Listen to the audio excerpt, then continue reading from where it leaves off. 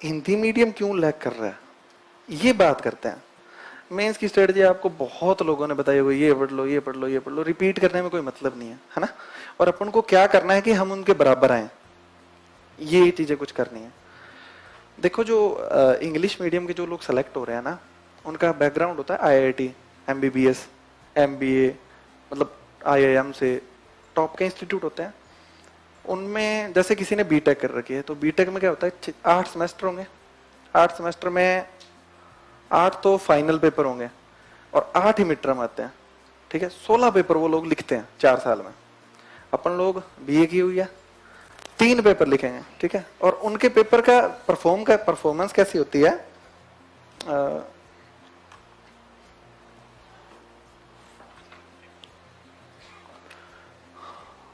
जैसे वहां पे पहले तो 1-1 नंबर के क्वेश्चन आएंगे, ठीक है। फिर 2-2 नंबर के क्वेश्चन आएंगे, फिर 5-5 नंबर के क्वेश्चन आएंगे, और फिर बड़े क्वेश्चन आएंगे, ठीक है। उसके अलावा फिल इन द ब्लैंक्स भी आते हैं उनके। इस तरीके का उनका फॉर्मेट होता है। और बीए में जो मेरी यूनिवर्सिटी थी, वहां पे 5 क्वेश्चन आते थे, पूरे 5, है ना। और एक क्वेश्चन होता था 20 नंबर का। और फर्स्ट ईयर में जब मैं पेपर देने गया, तो मैंने कहा स्मार्ट वर्क करते हैं, अपन को पॉइंट टू पॉइंट लिखना है।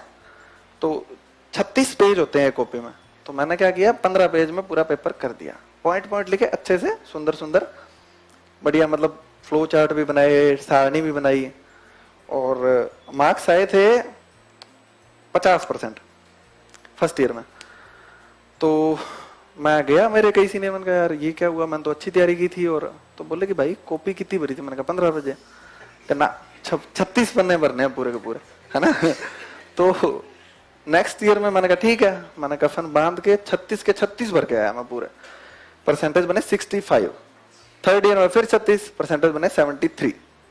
5 क्वेश्चन 20 नंबर का, और एक क्वेश्चन में 7 पन्ने भरने होते थे, चाहे वो आ रहा है चाहे नहीं आ रहा है, चाहे कैसी भी स्टोरी लिखो, ठीक है। तो अपनी आदत है वो, और इनकी आदत है पॉइंट टू पॉइंट, है ना। उनका क्वेश्चन आएगा तो कॉपी इतनी लिमिटेड होगी कि पूरी पूरी कॉपी में आपको फ्लो चार्ट, सारणी, पॉइंट, बुलेट पॉइंट्स, तो हैबिट हो जाती है ना। उनकी हैबिट अलग है, अपनी हैबिट अलग है। तो ये मेन तो रीजन है कि क्यों उनके।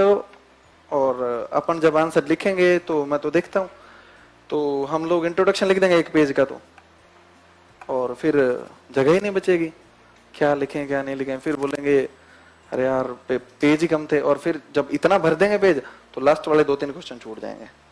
बुलेट पॉइंट्स में ये होता है ना, कॉपी में खाली जगह मिल जाती है, अपन गरीबी इसका प्रमुख कारण थी, या फिर सीधा लिख दें पॉइंट नंबर 2 गरीबी, 2 चीज होता है ना। तो अपन क्या कि मतलब उसमें ज्यादा फोकस करते हैं। तो ये चीजें तो बहुत धीरे धीरे अभ्यास से विकसित होगी, क्योंकि वो तो प्रैक्टिस कर चुका है ना, 16 पेपर दे चुका है।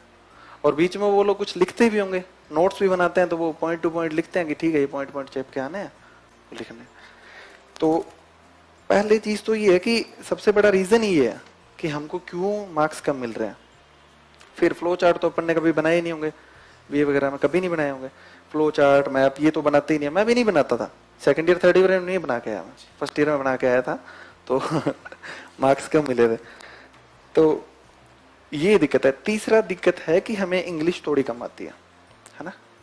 अब एसएससी की तैयारी की थी, तो उसका बेनिफिट हो गया मेरे को कि इंग्लिश में बहुत कंफर्ट हो गया न्यूज़पेपर पढ़ने में। जैसे अब पेपर में हिंदी ट्रांसलेशन समझ नहीं आता है कई बार, तो इंग्लिश का देख लो भाग के, तो समझ आ जाता है कि हाँ यार क्या लिखा हुआ है।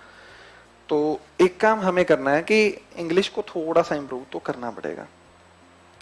जो पूर्वाग्रह बोलते हैं ना, इंग्लिश तो नहीं पढ़ेंगे, हिंदी मीडियम है अपना, तो ना इंग्लिश नहीं पढ़ेंगे, तो ये काम नहीं करना। थोड़ा सा उसके लिए जगह दो यार, वो भाषा है, इंटरनेशनल लैंग्वेज है, उसकी रिस्पेक्ट करो।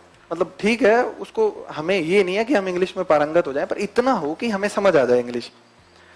तो उसके लिए क्या करना है कि यूट्यूब पे कुछ लेक्चर वेक्चर हैं, तो थोड़ा सा क्या, और कुछ वर्ड मीनिंग, जैसे हिंदू से कुछ लिख लिए, कोई न्यूज़पेपर से लिख लिए वर्ड मीनिंग, उनको यूज किया करो थोड़ा बहुत।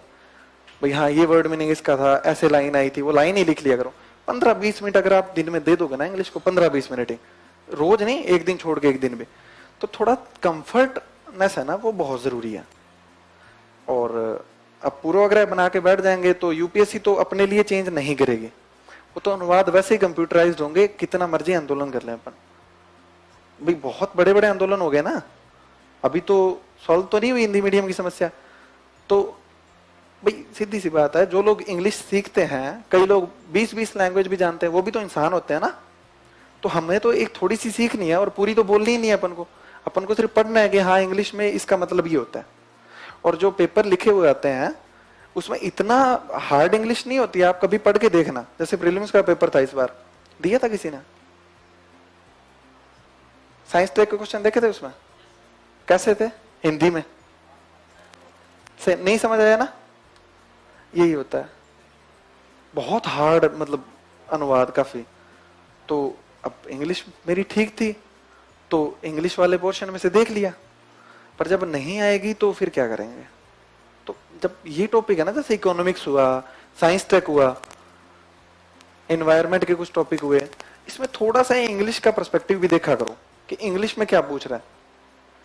क्योंकि कई बार जो अपनी हिंदी की किताब में अनुवाद दिए होते हैं ना, उसकी बजाय कुछ और ही अनुवाद कर देते हैं, अप्रोच का उपादान कर देंगे, दृष्टिकोण भी होता है एग्जाम्पल, है ना, जो डिप्रेस्ड का कुछ और कर देंगे, काफी मतलब एग्जाम्पल होते हैं कि मतलब कुछ भी कर देंगे वो।